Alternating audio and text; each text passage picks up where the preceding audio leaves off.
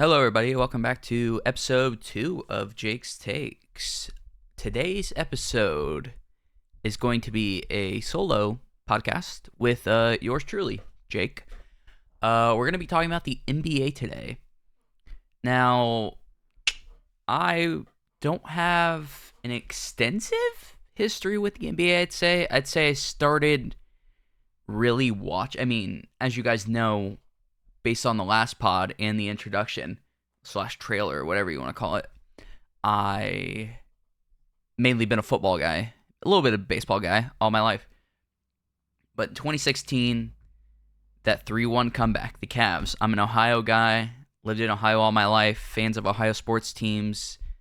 Never really would say I watched any Cavs games until that 2016 finals when they were down 3-1 and boom, they started mounting, and obviously made it one of, if not the greatest finals in NBA history. And then, games off and on. If it was a big game, those next few years, I guess I'd say about 4 years. And then when we got around to 2020, everybody's bored. We're all in quarantine. We're in the bubble. Well, we're not in the bubble. The NBA's in the bubble. We're kind of in our own bubble, I guess. I really started digging into it. Those players locked down there, in Disney World. Seems like a pretty good place to be. Drinking Jimmy Butler's, coffee that he was selling. Getting haircuts at that sick-ass barbershop. And then... yeah, obviously the Lakers won that, but I watched so many games in that 2020 bubble. I explained to you guys in the introduction, 2020 during quarantine was when I decided sports media was really what I wanted to do with my education, my college, and eventually the rest of my life. But when it comes to the NBA, I wouldn't say I have a favorite team. I'd say a lot of fandoms like this, especially if you didn't grow up or you're just jumping in, you don't really have a favorite team. You have favorite players. I enjoy following the league as a whole. Obviously, you watch the main guys that are insane every night. You got Jokic, you got Embiid, you got Curry, Durant, you got Luka. Obviously, I still like watching LeBron. Once again, Ohio guy. So, especially if I had a favorite team, I feel like 82 games and how much it costs to... I guess all the Cavs games I have because of Bally Sports, but just keeping track of the entirety of the NBA and your team seems like a lot more work than a 12 to 15 game college football season or a 17 to 21 game NFL season, and then no one obviously watches all 120 baseball games, even if you do have a favorite team. So yeah, I'd say in general I follow the league as a whole. That's why I felt like it'd be good to have this podcast to talk about them, so I'm not showing a ton of favoritism. Obviously I have guys I like and teams I'll root for, but in general it'll be pretty based take. People love that word, based. Yeah, my favorite ways to fill in the blanks on any NBA content I missed. Obviously, I love watch. Who doesn't watch Inside the NBA? Kenny, Chuck, Shaq, those dudes, so funny, so funny. I found I didn't even know it existed until I found a random YouTube compilation one day that popped up during 2020, and I was like, oh. And at the point they didn't say they were restarting the season yet, I was like, man, I would love to watch this live. And since they brought the season back during the bubble, they started having those pre-game, post-game, halftime shows again. I don't think I've missed a single one. Those guys must see TV. They're so funny. Ernie is so good at his job. There's no way I could do it. I'd be cracking up too much. I wouldn't be able to focus. I wouldn't be able to do all those notes, all the segues, all the ad reads. I don't know how he does it. He's a miracle worker, we'll say. And then there's obviously Kenny. He tries his best. They bully the shit out of him. I just think of that dog picture that everyone always tweets when they go to the social media stuff. It's so funny. And then Chuck and Shaq. I don't even need to say anything. If you're listening to this, you know about the NBA. Charles Barkley, Shaquille O'Neal. That combo is just lethal for comedy. Oh, I mean, I don't even know how else to word it. Just anything that Chuck says that's slightly sus. You got Shaq looking over at the camera. You got him cracking up. I don't know. But that's enough talking about that. Everybody knows how great Inside the NBA is. I don't need to go into details on that. I also like watching NBA Today sometimes. I mean, ESPN in general, with their NBA coverage, they just have so much of it. Even though I'm not a fan of a lot of their personalities, a lot of the ways they do shows, like ESPN's halftime is so bad. It is terrible. Like, so boom, halftime, players walk back in the locker room, boom, we get about, 30, 45 seconds of commercials. Then it pops up and you're like, oh, halftime show. Here we go. We got 8 minutes of content here. They're going to go over everything happening around the league. And then say either Greeny or Stephen A. or Malika, they're just like, boom, look at this highlight. We'll be back in 60 seconds. Why not just do the halftime show? You can fit in all your commercials. You do the halftime show now. You do a bunch of extra commercials. Yada, yada, yada. Meet your commercial quota still. Have a better show overall. And then they come back and they don't even have time to cover everything. Their halftime is so short, so discombobulated. I feel like also their personalities don't really go into as much detail of the game as, say, TNT for in general. Or, I mean, if you're talking about detail of the game, Old Man and the Three, you got JJ, you got Tommy. Now, Old Man and the Three Things. They got the dunker spot guys on there who are awesome. They're great additions. And then you got Legs, Tim Legler, who, whenever he's on there, it's like him and JJ talking ball it's helped me understand the game more than anything. Those two, JJ in general. And then for fun, you gotta every Tuesdays and Saturdays, you gotta listen to that Through the Wire podcast. You get Kenny, Pierre, or P. I'll say Pierre because I'm the palest dude you've ever seen. You got D Mills, and then you got Mike. So they're so funny. They're so educated on ball. They're good at pulling you in. Like, it's a 2-hour podcast, but it always feels like it flies by. And they really care about their fans. They really care about. They're not. I don't know how to word this. They're not trying to, like, their opinions are totally. They're what us fans think is the way I should put it. They have the fans' perspective, which is so nice to listen to. Like, you're watching, even inside the NBA Today, they're like, the business perspective. They got to talk about the Lakers. I don't care about the Lakers that much. You don't need to talk about them 24/7. They got to talk about the Celtics. Woo. The Warriors. Yeah. They fucking... we had to hear about the Warriors for from 2014, from 14 to 19, 5 years. And then I didn't care about hearing about them in 20 to 22 because they deserved it. Like, that finals run was great for them. But we already had to hear about them so much. Steph Curry's amazing. We know. Draymond Green's a great defender. We know. What else is there to talk about? Steve Kerr's a great coach. Boom. Like, you don't even need to talk about Klay anymore.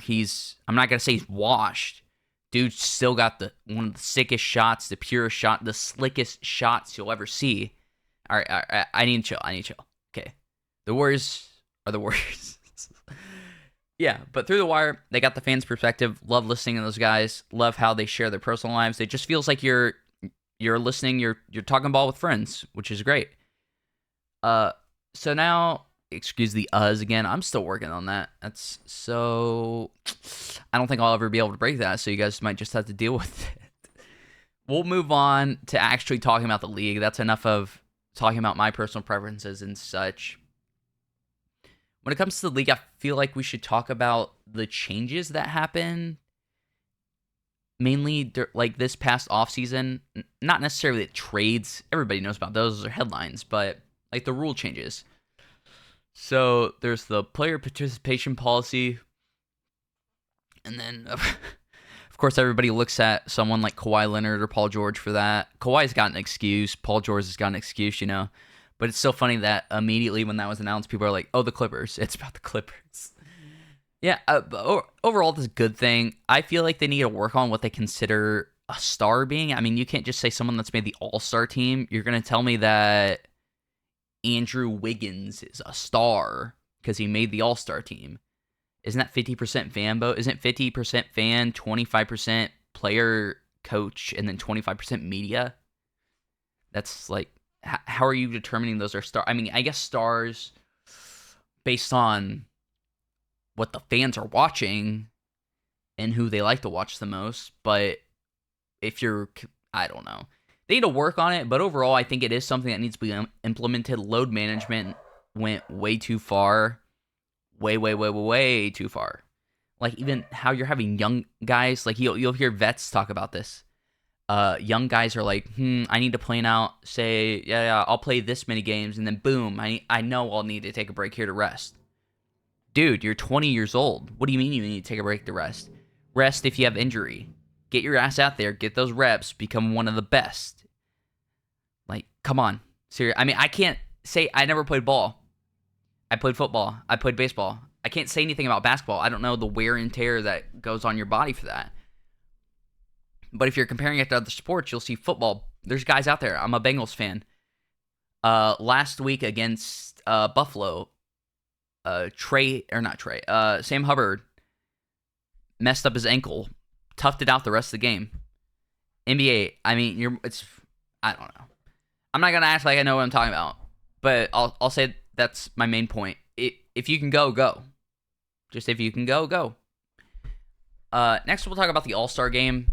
It's going back to East-West, which is a good step in the right direction. Last year's did feel very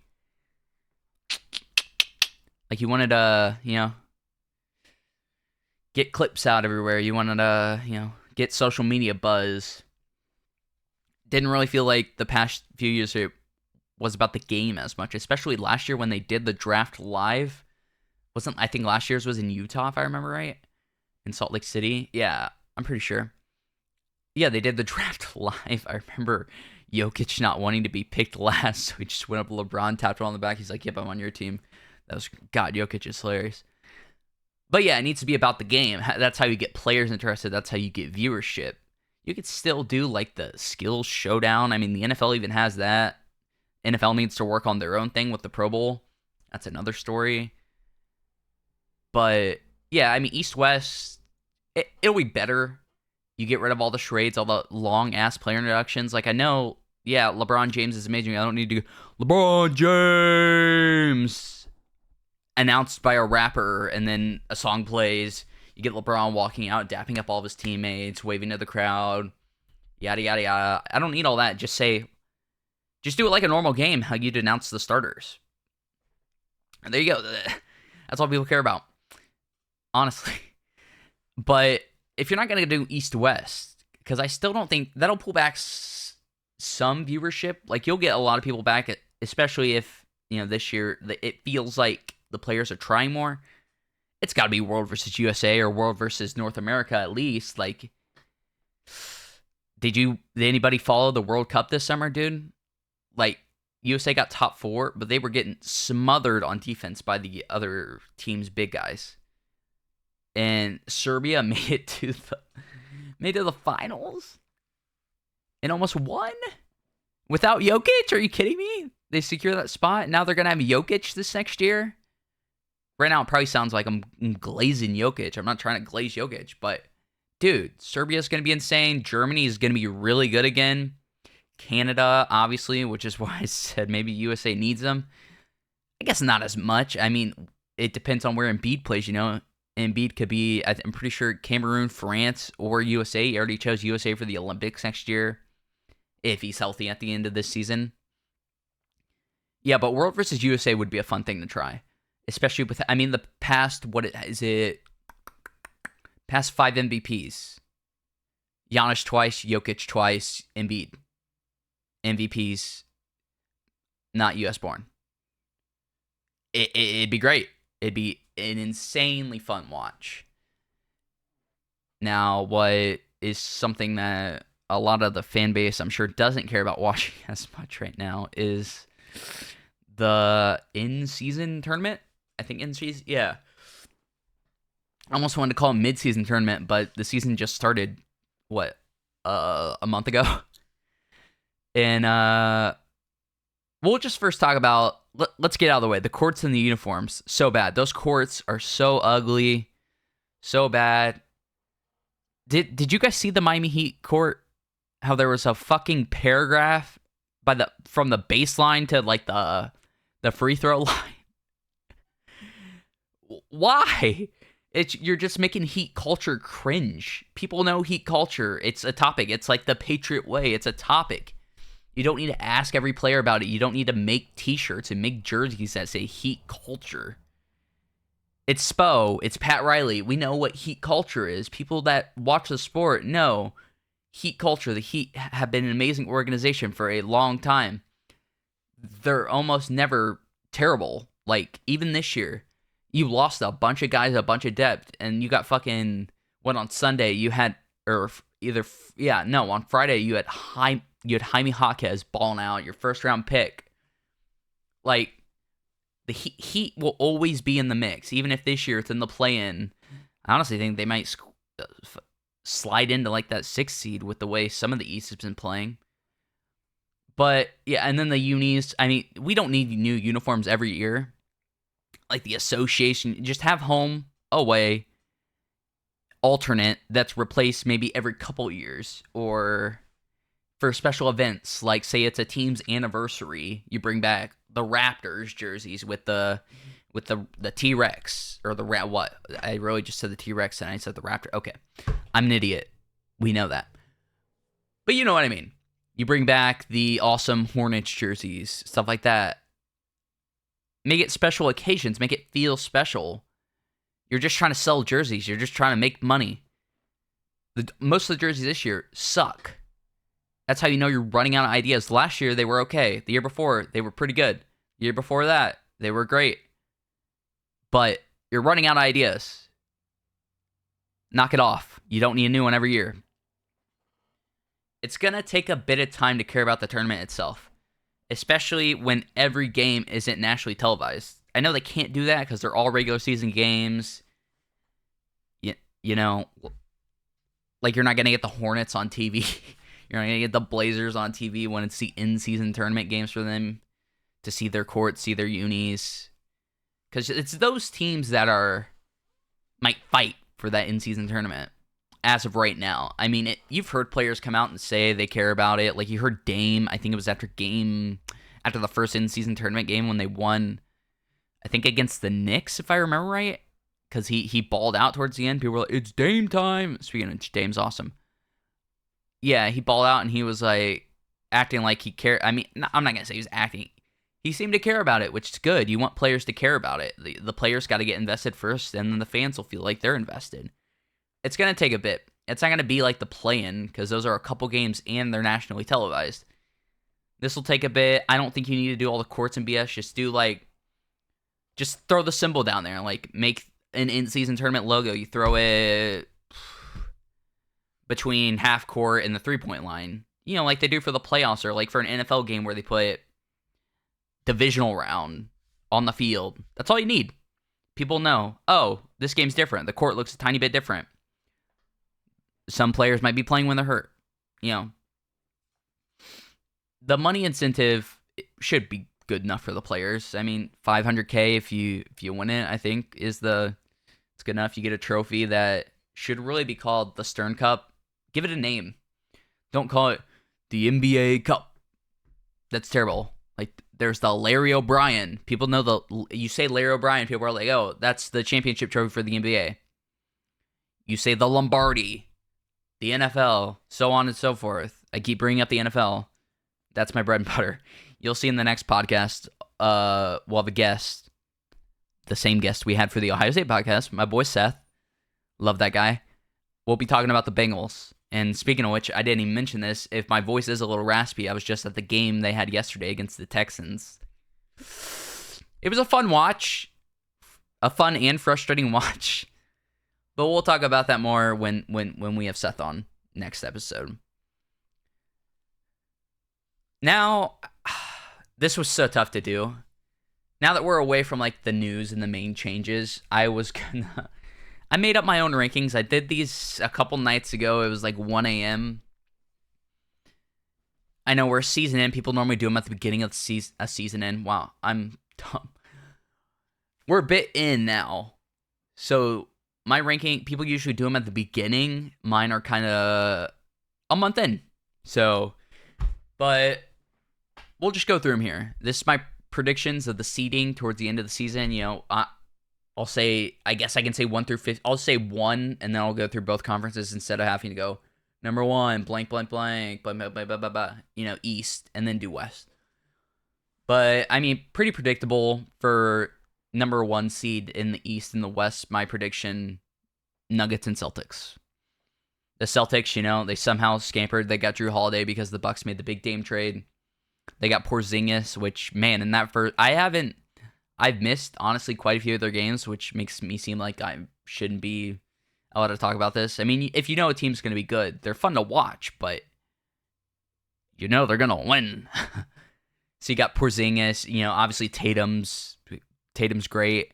I wouldn't say I'm a Tatum hater or a Celtics hater. I do root against him a lot, so I guess you could say that.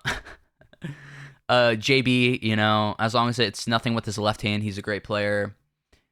I hope you guys saw that clip. Like, if this had more of a visual element to it, I'd totally include it. The clip of him, I think it was first day of training camp, dribbling with both of his hands. He's doing it with the right hand. Looked good, looked normal. When he started doing it with the left, he looked so discombobulated. I don't know if I've ever seen a player, like, so unambidextrous when it comes to dribbling. We'll move on. Everybody knows the Celtics are amazing. They're definitely be in the Eastern Conference Finals unless some crazy injury happens to Tatum or Brown.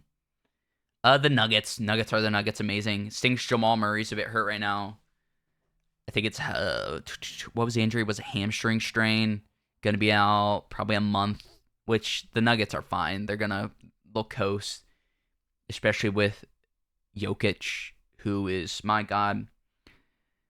2 years ago, I'd say Giannis was my favorite player to watch. And then actually last year, before he, we don't need to talk about it. We'll just say John Morant was pretty fun to watch most nights. Just that speed, that ability. Same with De'Aaron Fox last year, fun to watch. Jokic last year was amazing to watch. Like, triple-double, bro, almost averaged it. It was so close to averaging it. So close. Yeah, and then you got AG, Aaron Gordon, who has been incredible since they made that trade to get him from Orlando. Yeah, he's been incredible. The perfect, like, you see someone ask what's a perfect fit, that's a perfect fit. I don't need to go over the Nuggets. They're amazing. We'll talk more in another episode about the Nuggets and stuff. Number 2 in the East and then number 2 in the West, we got the Sixers, and then my number 2 in the West, I'm putting it here. It's a bit of a cheat because I've been able to follow the first month of the season, seen some trends, but the Timberwolves. I'm a believer. Number 1 defense. We'll talk about the Sixers in a sec. Number 1 defense. You got Ant balling the fuck out, dude. Did you guys see that dunk last night of him going on the baseline? Shabak!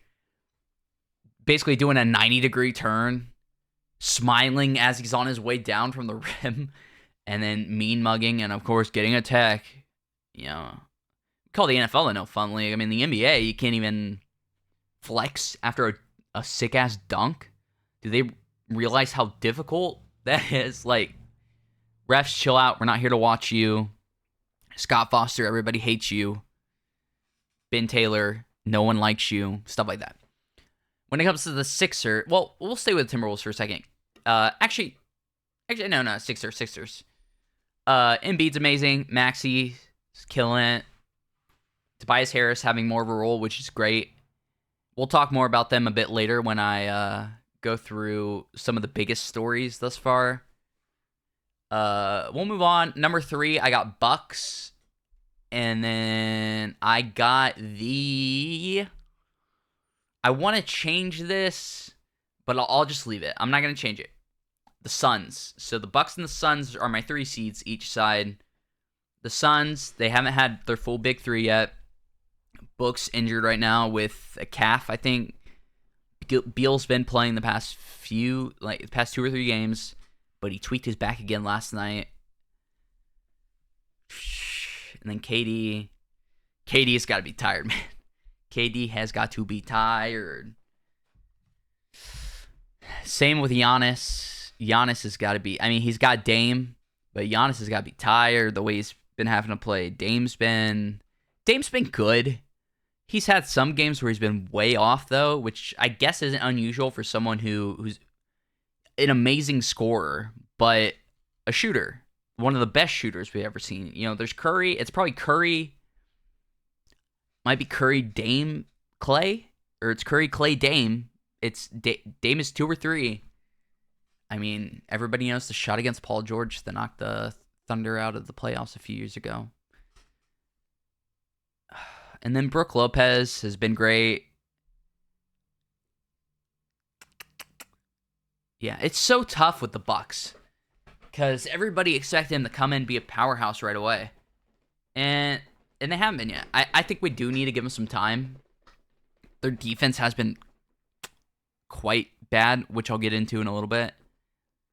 I'll just go through these. I don't need to go through. You guys know the teams. You guys know the teams. For my number 4 in each conference, I got the Knicks and the Mavs. The Mavs have been incredible so far. And the Knicks, they'll always be around 4, 5, 6, especially with Jalen Brunson at the helm. We'll move on to number 5 in each conference. I got the Cavs, and then I got the Thunder. Let's go. I am on that bus. Been on that bus for a couple years. Shea is amazing. So good. Chet's been blocking everything. J-Dub, Jalen Williams, number 8 Jalen Williams. Not the big, the wing. Whatever you call a bigger wing nowadays. Number 6 in each league, I got... This might be a shot. I got the Pacers, and then I got the Lakers. So Pacers, Lakers for the 6th seed. 7th seed, I got the Hawks and the Warriors. 8th seed, I have the Heat and the Kings. 9th seed, I have the Magic and then the Pelicans. 10th seed, I have the Nets and the Clippers, which, man, whew. 10th seed, I got the Raptors. 11th seed. Yeah, 11th seed. I had to do a little counting real quick there. 11th seed, I got the Raptors and the Rockets. 12th, Bulls, Jazz. 13th, the Hornets, Grizzlies. Man, the Grizzlies. Whew, the Grizzlies. 14th seed, I got the Pistons and the Spurs. And then the 15th seed, I got the Wizards and the Blazers, which I'm pretty sure everyone has those two as last. Especially the Wizards, dead last. So those are my predictions. It'll be fun to see how some of those go. I assume a lot of them will be wrong, besides the top 2. I mean, the Celtics, Nuggets, that's going to be it, unless something crazy happens. Right now, to win the chip, man, it'd be so cool if the Nuggets repeated. It'd be so cool. So great for Jokic. I am a huge Jokic fan. Jamal Murray is so good, dude. Oh my goodness. That 2-man game just doesn't make sense how good it is. So right now, we'll keep going with predictions. I'm going to choose the Nuggets to repeat as champs. Next one, MVP. We're moving on to the awards now. Obviously, MVP will come down. Probably a Luka, the way he's been playing this year, and then Embiid and Joker. If I had to guess now, I'll probably say Joker wins it, especially with the numbers. Do I want to change? Yeah. I'm going to say Joker will win it because Embiid has Maxey going off, and then Luka has Kyrie as well. Joker and Jamal Murray are two different, you know what I mean. DPOY, here we go. Defensive Player of the Year. I'm going bold here. Also depends if he makes that game limit. I'm pretty sure he's played every game so far. I'm going to go Wemby. I don't know if that's bold, but the way I've watched Wemby on defense, his offense has been struggling a bit. He's taken way too many threes. I get it. Chillax, big guy. No need to take as many threes. I think he can be Defensive Player of the Year. I watched him block. How many shots was that? I mean, he just blocks with so easy. He's down at the 3-point line. He's reaching to basically the free throw line to knock a ball out, get a steal. His defense has been incredible so far, which people were predicting his defense would be great right when he came in. The offense would take time, which makes sense. Rookie of the Year, I also put Wemby. He'll make the games. I understand if you think Chet, but there's just so much on that team. I don't know. Coach of the Year, I think it'll be Mark Daigneault, OKC's coach, just because of their huge improvement. Pretty self-explanatory. He's been a great coach overall, too. It's fun to watch how often people get his name wrong. Next, we'll move on to what's next? Six man. I think will be Tim Hardaway Jr. Pierre on the Through the Wire podcast said, I think it was Pierre, you always have to have a guy that's willing to just chuck shots. It's not chucking if he makes them. Chucking's kind of a negative connotation. You got to have a guy that's willing to take the shot. Just boom. Get the ball, take the shot. Boom, get the ball, take a shot. And they're never too up or down. You got to be willing to have, if you have that guy on your team and he's pretty efficient like Hardaway's been so far, I think he's made 35 threes so far. I don't know. I'm not sure about his percentage. But yeah, he's made I'm pretty sure I saw it was 35 threes so far, which is crazy. I mean, we'll talk about, I do have it pulled up now. Like Curry's got 62, but Hardaway for coming off the bench having 35 is great. In 9 games, I think, 9-10 games, depending on the team. Most improved, I couldn't decide. Between two people because I want this guy to succeed so bad. So the obvious one's Maxey. Pretty sure it was the 30th pick in his class. Which class was that? 20? Was that 21 or 20? 21 or 20, I think. I don't know. You guys know I'm a noob based on how I've been talking so far. Or Alfred Şengün. I think I pronounced it right. People call Baby Jokic, which I think he's more of a Sabonis type, but better offensively, worse defensively. So he's like the opposite of Sabonis. I wouldn't go as far as Jokic, obviously. But yeah, I think either of them could do it. It depends on how well the Rockets do. It would most likely be Maxey, but my little wild card I'll throw in there is Alfred Şengün. I think there's a slight chance. So that's it for the award. I'm not going to do clutch, man. I mean, let's think. Clutch, Shea. Shea's been good in the clutch. Who else has been good in the clutch? Luka. Yada, yada, yada, yada, yada. I don't know. I'm not going to do that award. That's kind of hard to tell now, especially at the beginning of the season when the games, I mean, you'll have to look at the clutch stat. The games don't, I mean, they matter. The players need to think they matter, but I'm not too worried about making sure I got every game right now, especially due to how many early seasons injuries they've been, which is crazy. All right, my final prediction. It is an award as we just finished those. And it's probably not going to happen because people keep saying it, and they've been saying it the past year and a half, almost 2 years, since Lonzo got injured. The Bulls and the Raptors will finally blow it up this season. It's finally going to happen. The Bulls will trade away Zach LaVine at least. They might keep DeMar because who knows how much interest he has. Because he has such a unique play style. But Zach will get traded. And then when you look at the Raptors, OG, someone's gonna pay a lot for OG, and it's gonna look like a lot at the time, but it's totally gonna be worth it. I think Pascal will probably end up staying until the end of the season, until he's actually the full-on free agent. He might even come back, you never know. But Scottie's been amazing for that team. I think you just start over. Scottie's your guy. When he's had the ball, he's been quite incredible. So yeah, they both just need to blow it up. It's like, I don't know why you'd wait so long. Last season would have been the highest of the high, especially with OG. I mean, it was the Grizzlies supposedly offered 4 first-round picks. The Hawks wanted Siakam. Zach LaVine is still a great player. I mean, he just scored 51 and he was a negative in the plus-minus by like a bajillion. And they lost that game where he scored 51. He was the first person this season to score 50.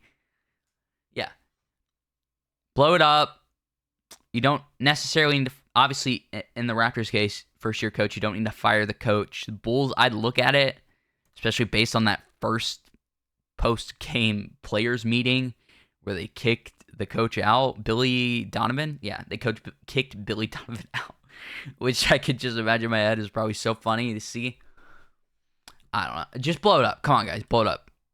Just call it. Blow it up.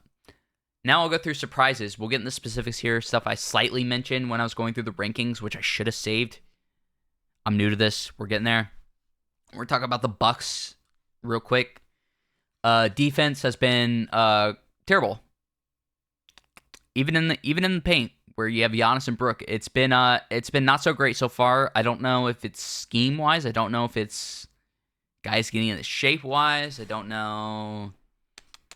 Adrian Griffin, who has had some interesting answers in some interviews where it seems like the players are coaching him on how to be a head coach, and the players are making the decisions. Adrian Griffin needs to realize that Malik Beasley is not. I'm gonna get a look. He's not a lockdown defender. He's not a lockdown defender. You can see where he froze. I can't even remember who I mean, it's happened multiple times where he's just froze and guys have gone past him for the easiest layups ever. He just froze. I mean, he's putting in effort, but it's not only effort that makes an incredible lockdown guy. You can't call someone locked down when they've never done it previously in their career. It's just crazy to me.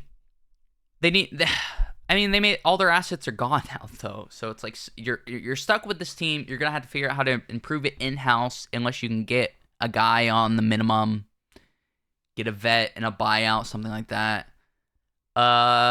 Everybody's been saying this. Need more Dame Giannis pick and roll. That would be the most OP play in the world. I mean, we've watched James Harden, Joel Embiid run it a bajillion times last season, all the way to the third seed in the conference, and they almost beat the Celtics in Game 6, took them out. We don't need to talk about how bad James Harden was in that Game 7. 9 points, I think, against the Celtics. Yeah, more Dame Giannis pick and roll. That should be so OP. You barely run it. You barely run pick and roll in general with Giannis or Dame. Even with Chris or Brooke. You barely run it at all. It's pick and roll. It's one of the most basic basketball plays ever. Come on. Damn, did that be so lethal, dude? Come on. I'd say their bench is okay thus far. Think it'll be off night, on night with that. I think Middleton's been working his way back nice. Sadly, it's still quite a big minutes restriction. I think people were celebrating because the other night he just hit 20-minute mark on the season, where he's now allowed to play 20 minutes per. Which, yeah, good thing it's early season. Poor guy. He's had a rough couple of seasons since he basically slipped and fell down and fucked up his knee. And then last year, I think it was wrist. The averages for Dame and Giannis right now, I mean, they're Dame 24 points, 4 rebounds, 5 assists. That's about right. I think his points will go up a lot more. It'll probably be around like 28, 29. I think last season he had like 30, barely over 30. Giannis, 28, 9, and 3. The rebounds need to go up. The assists probably should also be around 5. I mean, I assume the assists are going to be higher, but the team needs to start making more shots in general. So when you have an offense that's so like against running the most basic play ever in pick and roll, and then you have a defense that's not, it's going to make it hard to score points and beat teams. Like thus far, I'm not sure what the record is, but it's not what we all thought it would be.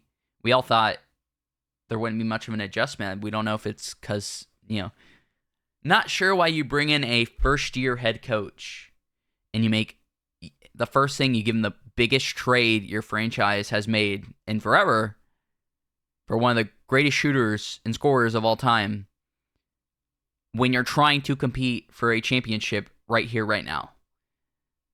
It doesn't make much sense. I hope it works out, though. I love Giannis's hilarious. Giannis post-game. He just seems like a great dude. I like Chris a lot. Brooke, Mr. Disneyland. We'll move on. I like Pat Connaughton. Pat Connaughton's awesome. Our next Mavericks killing it so far. Like, what? Are you shitting me? I mean, they're still not defending much. They're defending. I think it's better. It's better than last year for sure. Can Luka finally get the MVP? It seems like every year we're talking about Luka MVP, Luka MVP. Right now he's got 33, 9, and 8, so essentially a 33-point triple-double. God, he's so good, dude. Those first 4 games, lights out like crazy. Because Kyrie's been off to a bit of a slower start. I think he scored 35 yesterday, and Luka scored 30. They're getting there. Are they the number 1 offense? I think they're the number 1 offense right now. I'm pretty sure that they're the number 1 offense. Yeah, they're the number 1 offense, even with Kyrie having a slow start. Yeah, I mean, this year's got to go good because, I mean, they signed Kyrie. They made that trade, which was questionable at the time. Or else, people always say, stars can leave. Luka could leave. The Mavs, this is the most they've done for, I mean, you could say trading for Porzingis, but that never worked. Like, that was good. People thought it would work. It just didn't click. So this needs to click. This needs to work. They can't lose Luka. They can't. Mark Cuban can't lose Luka. That dude would be miserable. Now let's talk about their 10th pick. I think it was pick 10 or pick 11. Derek Lively is the perfect center, and I am glad they made the choice for him to be starting over fucking Dwight Powell. Dwight Powell is the most average of average you can find in the NBA, and Derek Lively just pops. He's perfect for Luka. Like, they were trying to trade for Clint Capella in the offseason. They got him. They got that lob threat. They got that shot blocker. They got... He's been great so far. Like, I didn't expect... I mean, you expect guys like this, those big centers, to take a while. Like Mark Williams for the Hornets took quite a while these past last year, and then thus far in this year he's been pretty good. I think he's got the highest field goal percentage. I think it's like over 70 right now. Obviously we're barely in, but Mark Williams has improved so much. You expect those centers to take a bit, and no, he's good. They got him starting. I think that's good. And then you got Kleber who's shooting them threes. That's going to work well for them. Like I said, defense is doing enough right now. They're doing enough. It's still not incredible. I'm not sure about the ranking. I would assume it's like it's probably like 24th, and the offense is number 1. Obviously, that'll need to go up. Eventually, they'll shrink rotation, playoffs. You'll have your best guys. Grant Williams, amazing pickup. Just seems like a great dude. After this, I got to go watch. Shout out Kenny Beecham podcast. Kenny's a great dude. Obviously, I mentioned Through the Wire. Seems like an amazing dude. Been watching his videos for years. He's just awesome. I need to go watch. He just did, I think it was like a 59-minute podcast interview or 51-minute with Grant Williams. I need to go watch that. That'll probably be a great watch. But yeah, defense doing enough. Offense obviously killing it with Luka. Now, I think what most would consider the biggest shocker is that the Grizzlies are, man, just so bad, dude. They're so bad. Obviously, no Ja, because he's a dumbass, which was going to equate to a shitty offense, especially when they decided to trade Tyus Jones and get Marcus Smart. Marcus Smart's been... I think Smart and Bane have been what they've needed. They've been good. Smart's been doing his job. I think Bane's been fucking killing it, dude. I mean, I just checked the other night, 33-point game. I feel like dude's averaging 30 right now. Or he's averaging like 25 plus for sure. I mean, he is their number one guy. He's just... People make so many jokes about him and how jacked he is and how small his arms are. I'm sorry, Dez. You're a great player. You're just, you built different. You're built like an Ark Survival Evolved character that I'd make a couple years ago. Yeah, no Ja. Ja's a dumbass. We don't need to go into that for how many more games? I think the Grizzlies played 10 games to 2-8, so 15 more games for Ja. If he's even ready to come back when he's done with the suspension. Steven Adams and Brandon Clark, that's just... You got JJJ, Jaren Jackson Jr. He's not a center, guys. He's not a center. Did we not watch the World Cup? Have we not watched his entire career? He needs to be power forward. He needs a center behind him to be at his best possible. Like the Spurs are doing with Wemby right now. You got Wemby playing the power forward. You got Zach Collins behind him. Zach Collins has been killing it since he came back. Good for Zach Collins. I'm glad. He's been so screwed with injuries. He's been playing great so far. And yeah, like they're doing, they got Wemby at power forward, Jaren at power forward. You know, they have Steven Adams, Brandon Clark at the back for Jaren. He needs them. They're both out. Or Clark, we don't know when he's coming back. Steven Adams, they kind of I wouldn't say they misdiagnosed his injury, but they kind of did, I guess. Or they didn't expect it to be as severe. He's gone for the season. Clark, don't know when he's coming back. If I had to guess, what were people saying? If I had to guess, it'd be like January, February at the best. Maybe even later. Or maybe they just, if they're still this bad, even after Ja comes back, I think you might just hold him out and then try to get a higher draft pick, even though you just traded your draft picks. So yeah, the Grizz have been poo-poo. I don't know how... All the metrics and all the algorithms were like, oh, dude, the Grizz are going to be blah, blah, blah, so good, even to start the season without Ja. I guess I could have believed that too, just because of how good they've been without him. But they had Tyus. Even when they didn't have Tyus, though, they were still good because they had other pieces. They'll be fine. Just got to get Ja back, got to get these people back. It'll be interesting to see how the rest of their season folds out. Next, we'll move on to the Sixers, who I got as number 2. Man. Tyrese Maxey, dude. 50-pointer last night. Holy shit. That last step back 3. Dude. That's all I can say is dude. How? Like he teleported. It's crazy. When I think he's averaging, I don't know exactly the average. When I took these notes were taken on the 7th, and I'm recording this on the 12th. I think the 7th is when no, these were taken on the 11th. Now it's the 13th. His average definitely went up, but I had him at 26, 8, and 5. I assume now it's 29 something and something. But he's been so killer. They don't need James. James was holding him back this entire time. James and Doc a little bit. I would assume Doc Rivers, definitely, holding him back. You got Nick Nurse just bringing out the best in this roster. I mean, Embiid's Embiid. His averages are 32, 12, and 6, I think. Then last night he scored a easy peasy, I think it was 37 when Maxey scored fucking 50. Like, the Sixers are great. People are like, they need to make they have all these extra bench pieces now, and they need to make a trade. But do they? I almost feel like you write it out until it doesn't work. I mean, they already beat the Celtics. I mean, obviously it's the regular season, and the Celtics haven't figured everything out yet, but they beat the Celtics already? Embiid's been great. Maxey's been great as primary ball handler. Tobias Harris has been awesome now that they actually let him play basketball instead of just defending, we'll put in quotes, and standing around mostly. Nick Batum's been great since he arrived. The Sixers are dangerous, man. People always thought it was going to be the Bucks and the Celtics. Maybe it's actually a 3-team race again. People thought they'd lose Harden. That 3-team race would be over. Nope, it's back on. It's the same 3 teams as the past few years. Same 3 teams. Before we leave the Sixers talk, though, prayers out for Kelly Oubre.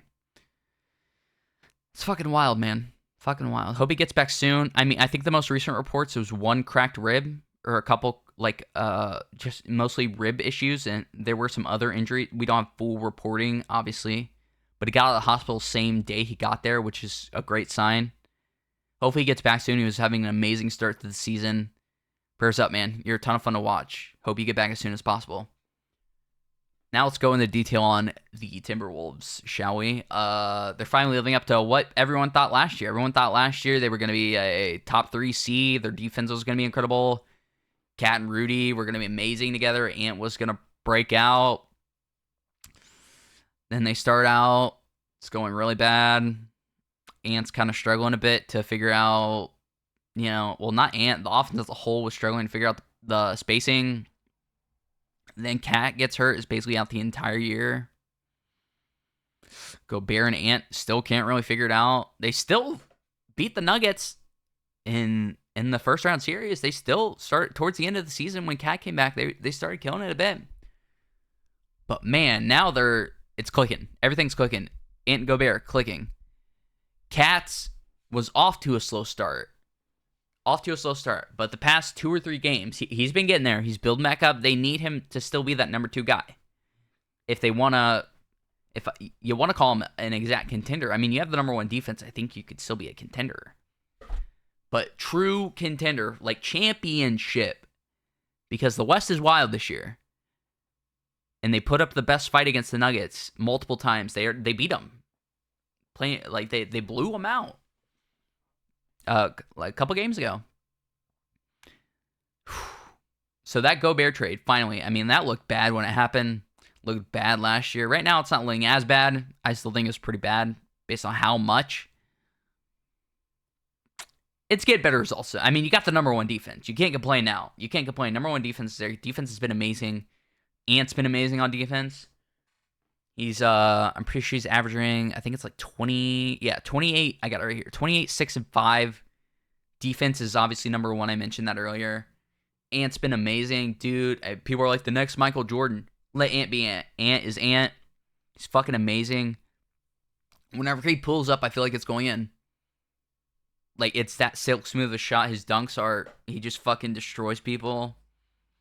His defense, I would hate